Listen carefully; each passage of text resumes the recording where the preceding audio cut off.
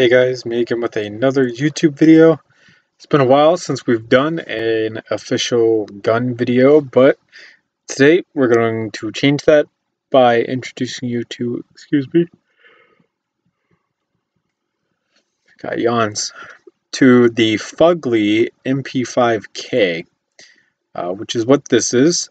This was originally based off of an airsoft replica that my mom bought my sister for one of her birthdays way back in the day. Obviously, the airsoft replica was a little oversized. It's not exactly one-to-one scale, but there was a certain technique that I wanted to use to accomplish the MP5K design that I didn't use on any of the other MP5K models that I've made. That technique involves the magwell that you can see down here.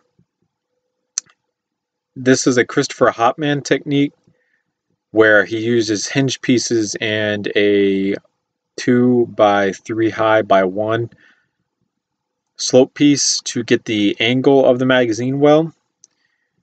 That technique is something that I really wanted to use, so I decided to use it, as you can see. And then a really interesting grip technique came out of this as well, used back here.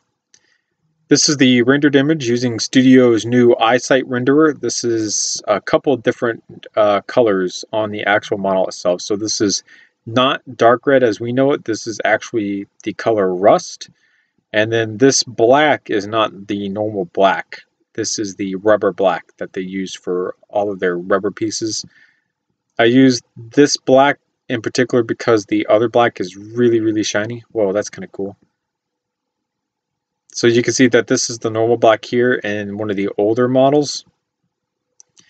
And it's like, it's got a sheen to it, a really bright sheen to it, and I didn't like that.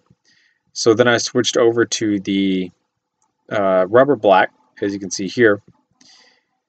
And from this version, this is basically the version that I have in real life. It's pretty simple.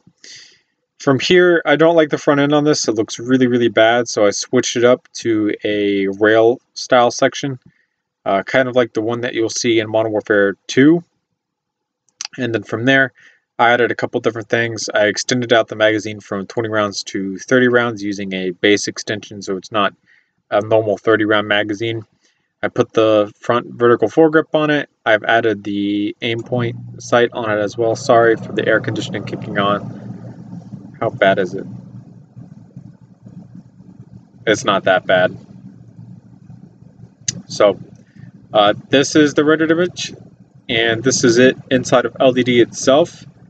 As you can see, it's a pretty sizable model. Again, according to the scale that was given out by the airsoft replica, and it's pretty cool. I'm pretty happy with this so far. So the first feature that I like to point out is this grip. This grip is using a really, really weird type of grip going on here.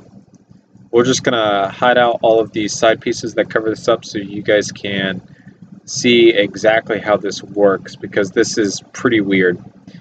So as you can see, it's got this first piece up here held into the Technic pins, and this piece is flipped upside down at a certain angle, and then these really big hinge pieces are clipped on, and they hinge down into this, which then hinges down into the actual grip itself, and then it's covered up by the side panels. This method, when done correctly, is actually pretty strong. I'm pretty happy with it. It's just inside of LDD, I changed the way a little bit of it works, and the geometry in real life, how this is supposed to work is that you can bend this however you wanted to get it nice and flat, which is why it can articulate in so many points, so that the seam right here, you can see there's air through it.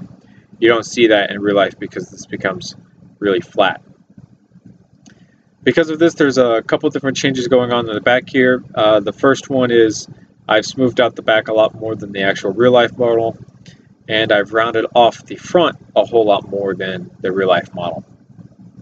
I've left in the finger grooves, I smoothed out the bottom, and then the actual trigger guard itself pretty much stays exactly the same. The only thing is, because of LDD and how much of a pain it is, with all these small little details. There is a gap in the trigger guard, but it's kind of close. This does connect as it's supposed to in real life. We have a brick-built trigger, pretty simple, self-explanatory, and a magazine release up here, which goes all the way up into the magazine right here. As you can see, it makes a pretty big L shape. Pretty simple. A fire selector back here. This is pretty simple. You just move it up and down. It's ambidextrous, so it's on both sides. Then we get into Christopher Hopman's technique here. This is something that he showed a picture of.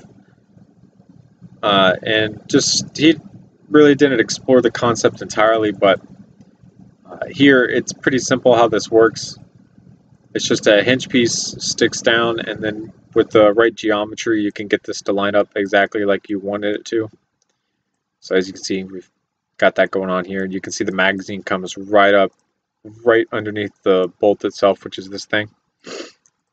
And then I kind of came through and closed it off just a little bit like that. It's pretty flat on this side, as you can see. On the back end, we have a butt plate that's just kind of attached to the back where the stock usually would go. I was going to replace this with an actual stock, but then I got involved in a lot of other models, so I didn't come back and do that. But eventually this will be replaced with an actual stock. As you can see, it's got the sling mount on it for just a 1-point sling, so you can kind of hide it up underneath whatever garment you're wearing. The actual receiver itself is a pretty standard receiver of mine for the MP5 style of weapons and roller delayed type of weapons. It's pretty simple. On the top end, we have a full-size drill system that it connects down to the front trunnion area here, or well, barrel area technically. This looks just like the one that they used inside of Call of Duty Modern Warfare 2. On the top, we have the standard MP5 style sights. As you can see, they are co-witnessed with the aim point that's sitting up here as well. On the front end, we have a tri-rail attachment, so 2 on both sides, as well as 1 on bottom. The charging handle is a newer technique that I've been using. So as you can see, it's entirely Technic built up until the very back end. This means that up here, this bolt gets to move up and down. Let's see if I can do it. There's not a lot of room in here because of okay.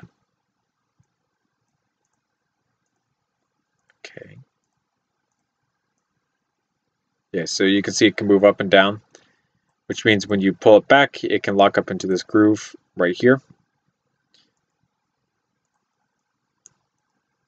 Because this is Technic, you can see it's 2 studs wide, but because it's Technic, they're built to different types of tolerances. So the friction in this bolt is far less than what it normally would be. And then the actual part of the bolt that comes out of the shell ejection port here is really thin. So thin, in fact, that it doesn't actually touch the walls of the receiver, which means the friction here is reduced quite a bit. So you can pull this back and let it go, HK slap it as much as you want, and this will stay relatively together and not fall apart, which is a really, really welcome thing when it comes to Lego building. Here up front, there's really not much to say, just a couple different types of attachments going on here to kind of get the angle that I want to go on that's not too basic. And then just a front vertical foregrip, the same front vertical foregrip that I've used on almost all of my models that have front vertical foregrips. And that right there is the FUgly MP5K Mark III. This is, I think, the 3rd MP5K that I've ever built. Now you can see this one, I'm actually pretty happy with this one. It's just a lot more different from my usual models, and I quite enjoy this one. So I'll see you guys later in another YouTube video. Thanks so much for watching. Remember to comment, rate, and subscribe for more videos similar to this one. See you guys in another YouTube video.